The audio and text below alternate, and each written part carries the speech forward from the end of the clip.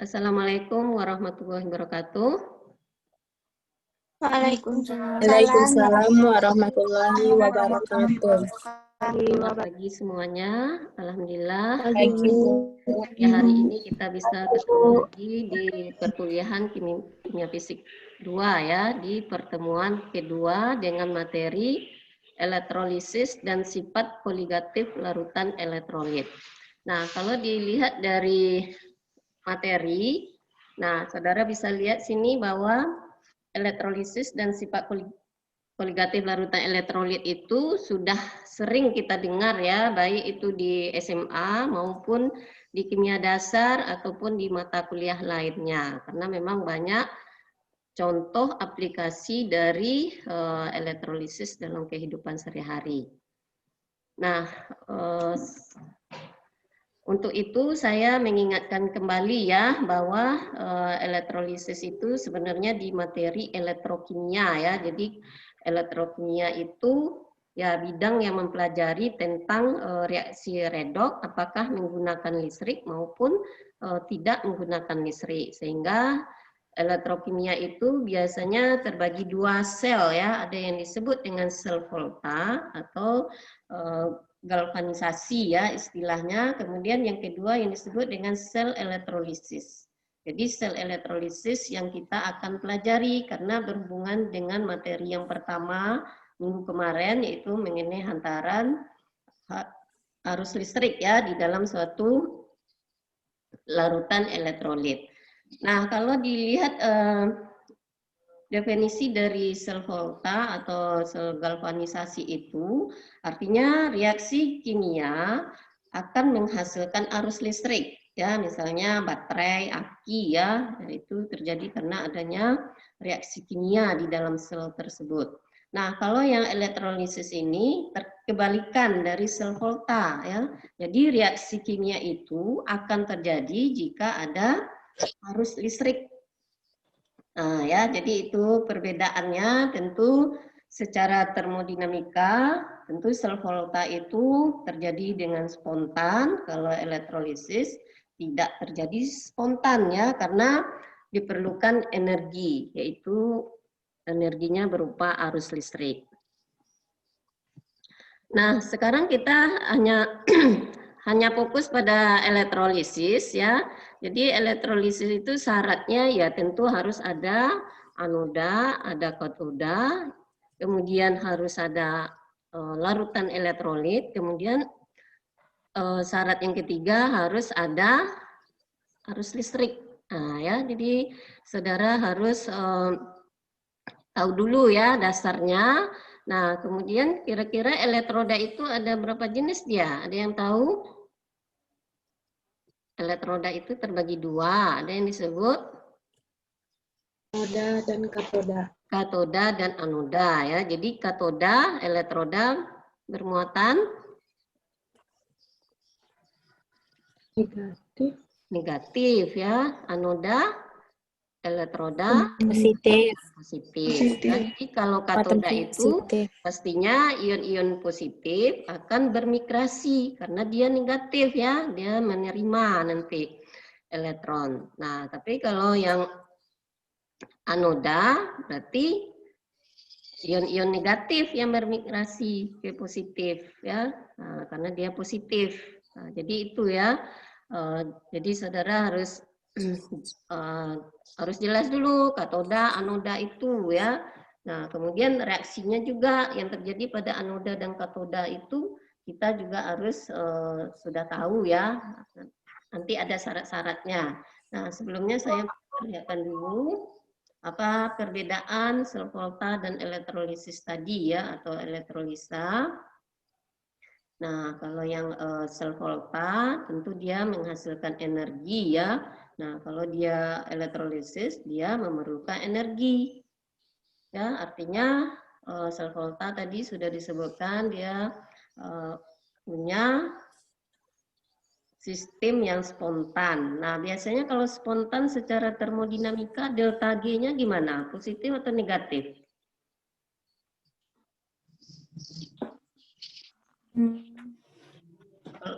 Kalau reaksi spontan. Apa delta G-nya? Ada yang tahu? Kemarin di kimia fisik 1 sudah belajar kan? Delta G-nya harus bernilai negatif ya. Jadi saudara harus ini lagi lah, pelajari lagi termodinamika itu ya.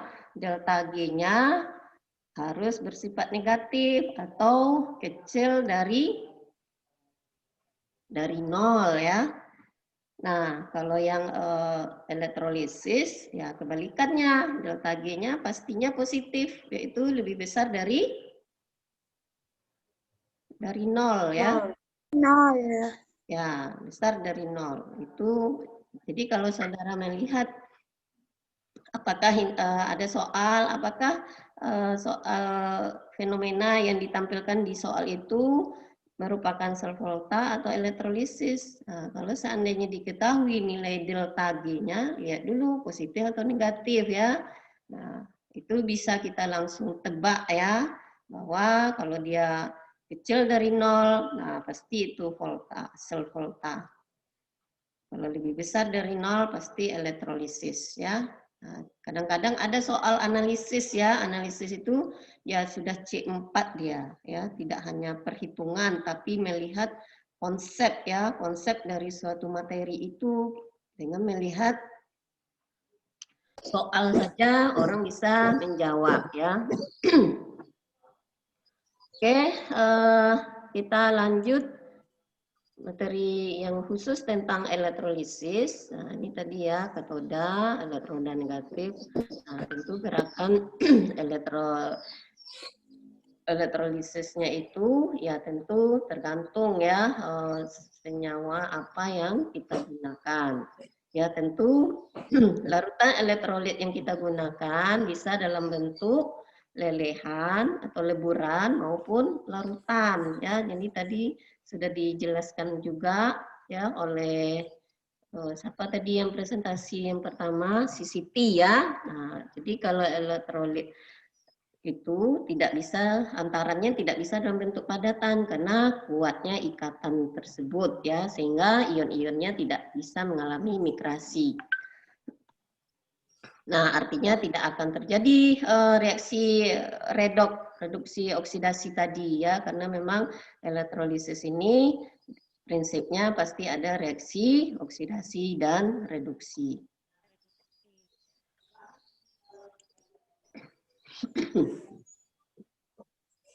Nah, kemudian elektroda ya, elektroda tadi memang kita sudah tahu ya ada 2 jenis, ada yang positif, ada negatif. Ternyata dari jenisnya ada juga ya pembagiannya 2, ada yang inner ya, ada yang disebut elektroda acuan. Nah, kira-kira elektroda inner ini apa? Contohnya?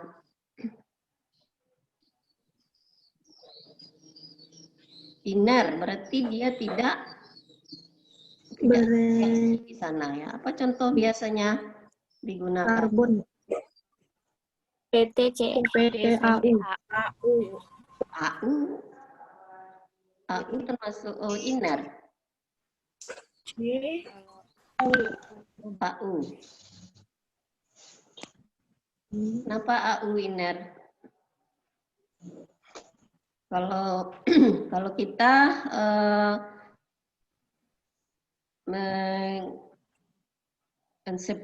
mensepuh suatu benda, tadinya kita contohnya dalam kehidupan sehari-hari lah ya, electroplating atau penyepuhan itu punya cincin tembaga. Kemudian kita akan menyepuhnya dengan emas. Nah, berarti elektrodanya emas. Nah, emas itu bereaksi atau tidak dia?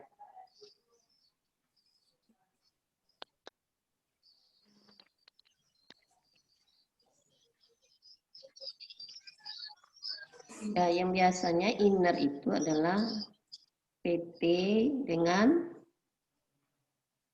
karbon ya. Nah, ya, jadi kalau emas itu dia masih mengalami oksidasi ya. Nah, ion-ionnya itulah yang menempel ke logam atau tembaga tadi yang kita gunakan, sehingga cincin kita yang tembaga bentuknya seperti emas. Ya, itu masih termasuk elektroda acuan laboratorium ya. Jadi logamnya sendiri mengalami reaksi ya. Nah, kalau kita gunakan Cu ya Cu-nya sendiri mengalami. Ya, jadi kalau di anoda itu pastinya reaksinya apa? Oksidasi atau reduksi? Oksidasi ya. Oksidasi. Kalau katoda? Reduksi. Reduksi. Kenapa disebut reduksi?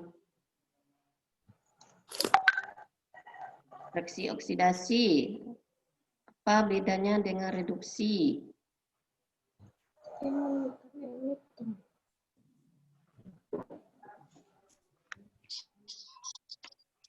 Kalau dilihat dari definisi elektron, oksidasi itu apa?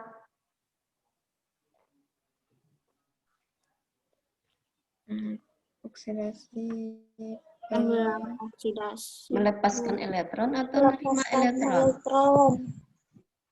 Melepaskan elektron. Melepaskan ya. Nah, reduksi tentu dia menerima elektron. Elektron. Harus jelas ya definisi anoda dan katoda. Nah, ini dia ada aturan-aturan ya yang terjadi pada katoda maupun pada anoda ya. Nah, jadi kalau pada katoda itu kalau tadi terjadi reaksi reduksi ya, reduksi karena dia menerima elektron. Nah, tentu ion positif akan mengalami reduksi. Kalau ion positif kan dia kekurangan elektron ya. Nah, kalau kekurangan elektron dia nerima, artinya dia akan mengalami reduksi ya. Nah, jadi kecuali kation yang berasal dari logam 1A, 2A, dan Mn ya. Dalam larutan air dia tidak mengalami reduksi, tapi yang mengalami reduksi itu adalah H2O-nya sendiri ya. Dia H2O-nya sendiri mengalami reduksi ya. Nah, kemudian kalau di anoda, nah tentu dia ionnya negatif ya, negatif berarti dia kelebihan elektron. Kalau kelebihan elektron berarti dia akan mengalami oksidasi. Kalau dia menggunakan elektroda iner atau non-aktif tadi, PT dan C, nah kemudian kita lihat lagi ion negatifnya mengandung O atau tidak. Misalnya SO42-, MnO4-, NO3- dan lain-lain ya. Nah, tidak mengalami oksidasi. Ya, jadi kalau di ion itu ada O, tidak mengalami oksidasi, tapi yang mengalami adalah H2O-nya sendiri. Ya, karena memang larutan elektrolit tadi dilarutkan di dalam H2O ya. Jadi H2O-nya sendiri yang mengalami oksidasi. Ya, jadi kemudian ada lagi aturan yang lain jika elektroda anoda merupakan logam aktif selain PT dan C yang mengalami oksidasi adalah logamnya sendiri ya. Jadi kalau kita punya Cu sebagai logamnya di anoda atau Fe atau Mg dan yang lain-lain, maka logamnya itu sendiri yang mengalami oksidasi. Ya, nah, jadi itu saudara perhatikan ya. Ini ada contoh misalnya MgCl2 cair ya. Cair berarti dia mengalami dalam keadaan apa? Larutan atau lelehan?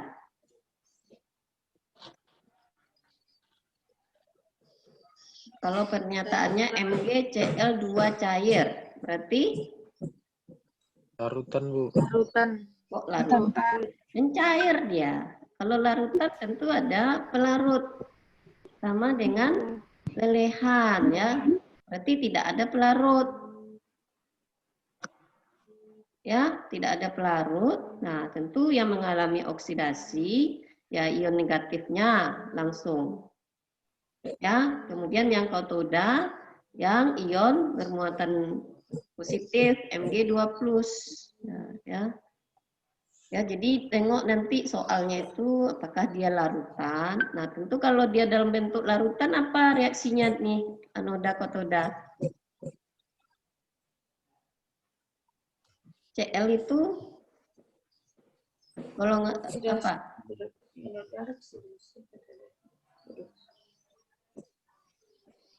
Oke, silakan ya. Silakan kalau dia MgCl2 larutan ya. Nah, jadi ada yang tahu siapa siapa nih bunga etres? Bunga etres. Apa? Coba lagi dilihat aturan-aturan yang terjadi pada katoda, anoda tadi.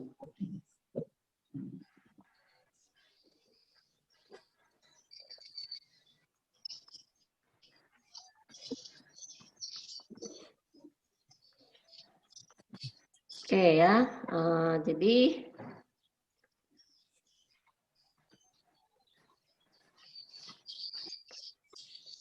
oke ya.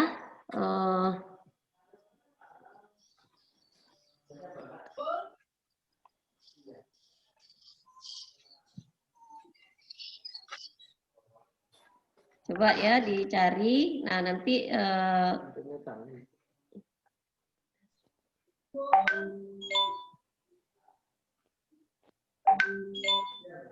kalau larutan apa? Kalau yang anodanya tetap Cl ya. Kalau yang reduksinya apa?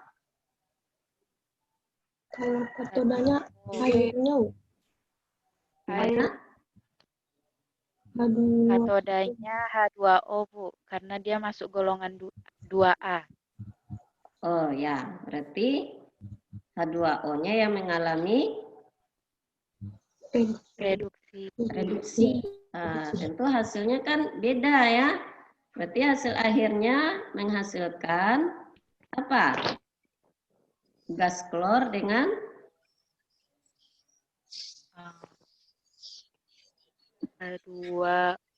H2 dengan O2. Nah, ya, jadi beda dia ya. Nah, itu dia. Jadi nanti saudara cari lagi contoh-contoh soal karena memang elektrolisis ini ada juga yang rumit ya.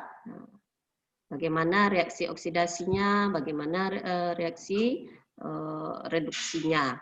Oke, kemudian hukum yang mempelajari elektrolisis ini itu yang dikenal dengan hukum Faraday ya. Jadi ada hubungannya dengan muatan listrik. Jadi muatan listrik itu kuat arus dikali waktu ya. Jadi ini saudara harus udah ingat ya, kuat arus kali waktu itu adalah jumlah muatan listrik ya.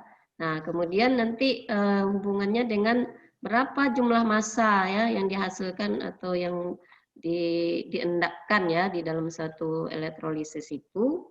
Nah, tentu bisa dicari ya dengan hukum Faraday tadi. Nah, ini dikenal juga hukum Faraday kedua, yaitu W sama dengan A kali I kali T per NF. Ya, atau W sama dengan A kali Q per NF. Ya, karena I kali T tadi kan Q. Nah, tentu F besar itu adalah tetapan Faraday, ya, hukum Faraday ya. Nah, berapa nilai F? Ada yang masih ingat? Tetapan Faraday itu berapa? 96.500. Oke, satuannya Coulomb ya. Nah, jadi untuk menentukan hukum Faraday itu sebenarnya berasal dari percobaan ya reduksi ion Ag+ menjadi Ag ya. Jadi dengan menghitung berapa W yang diendapkan pada reaksi elektrolisis, kemudian muatan listriknya berapa, kuat arusnya berapa, sehingga nilai F itu bisa dicari ya. Nanti saudara bisa buktikan 96.500 itu Faraday itu dapatnya dari mana ya. Jadi bisa dihitung lagi di rumah ya, bahwa itu berasal dari reduksi ion Ag+ menjadi Ag. Oke, kemudian kita lanjutkan ya. Nah, ini juga dari tetapan Faraday itu juga bisa ditentukan tetapan Avogadro ya. Tetapan Avogadro mungkin saudara udah tahu, 6,02 kali 10 pangkat 23 ya. Jadi bisa juga dibuktikan dengan menghubungkan tetapan Faraday tadi ya dengan muatan listrik. Jadi bisa dicari di rumah, buktikan ya tetapan Avogadro tadi. Nah, kemudian penggunaan elektrolisis. Nah, penggunaan elektrolisis ini sebenarnya banyak ya, baik itu di industri maupun di dalam kehidupan sehari-hari ya. Tadi sudah saya contohkan contoh kehidupan sehari-hari itu untuk merubah cincin menjadi cincinnya tembaga menjadi berwarna emas ya, atau electroplating istilahnya ya, atau bahasa awamnya apa tadi? Electroplating itu Penyepuhan.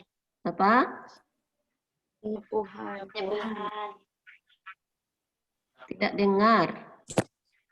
Penyepuhan. Oh, penyepuhan ya. Jadi kan itu udah biasa ya kalau ibu-ibu yang mau dia perhiasannya menjadi warna emas, atau kebalikannya ya, dia punya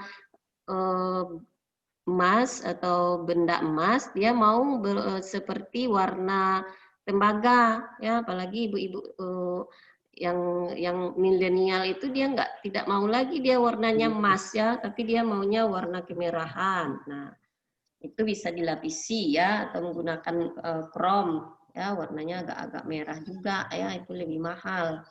Nah, jadi kalau zaman dulu orang maunya warna emas, nah, sekarang tidak, mau warna merah, rose apa istilahnya itu ya. Ya, itu. Kemudian kalau di industri ya salah satunya untuk membuat misalnya pembuatan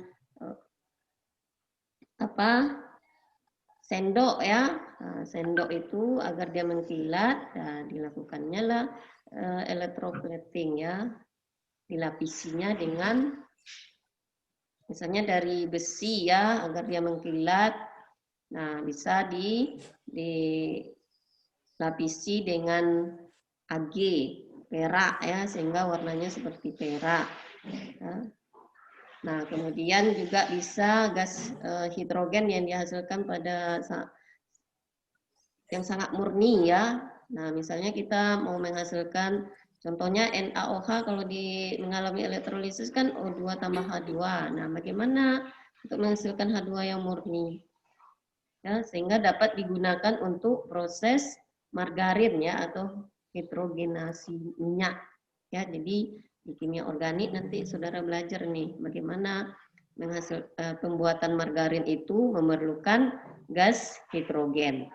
Ya, jadi itu banyak contoh ya dalam kehidupan sehari-hari.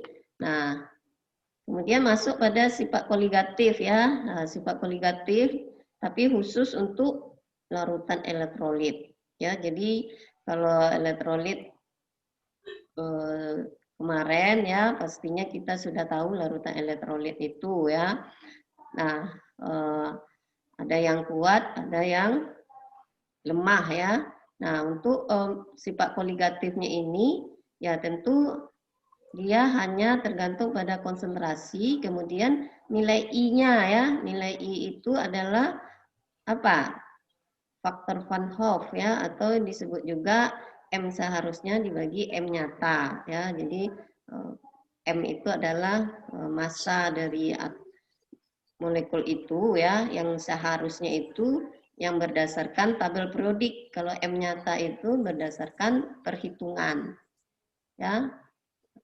Jadi kalau larutan non elektrolit pastinya I-nya itu adalah bernilai 1 ya. Kenapa? Karena dia terurai menjadi satu spesies Misalnya kenapa larutan gula itu dia tidak menghantarkan arus listrik? Ya, selain dia tidak membentuk ion-ion, juga dia hanya membentuk satu spesies.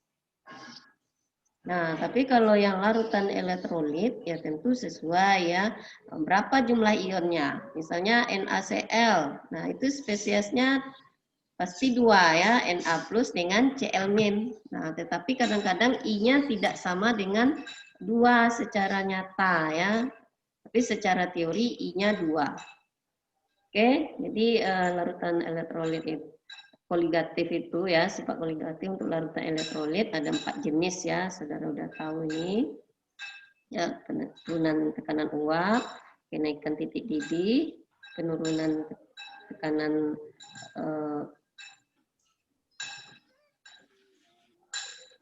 penurunan apa? Delta TF apa? F itu apa?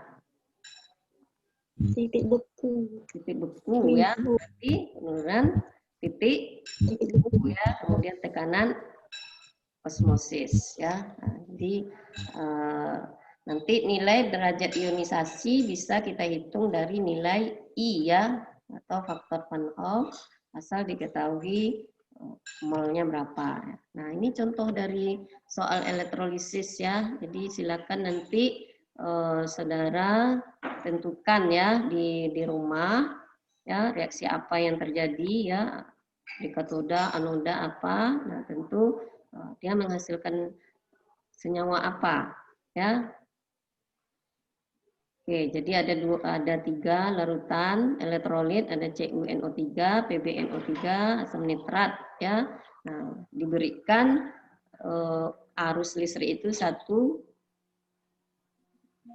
mikroampere ya. Nah, nanti saudara tentukan reaksi di anoda, katoda masing-masing larutan elektrolit itu apa ya. Jadi elektrodanya PT ya, iner. Nah, soal nomor 2 juga tetap menggunakan hukum Faraday, tetapi dia mau melihat berapa massa dalam bentuk gram ya jika larutan Ki itu dielektrolisis. Nah, tentu kita harus tahu dulu arus listriknya ya, kemudian waktunya. Nah, kalau di sini dilihat arus listriknya 5,2 ampere, kemudian waktunya 46 menit. Nah, tentu kalau kita lihat persamaan Faraday tadi, massa yang terbentuk itu pasti berbanding lurus dengan waktu ya. Jadi semakin tinggi waktunya, maka yang terbentuk senyawa itu akan semakin banyak. Ya, jadi kalau kita elektroplating suatu senyawa, nah agar bagus hasilnya ya tentu dilakukan dengan waktu yang agak lama ya. Jadi dia menempelnya itu tidak menipis tapi lebih tebal.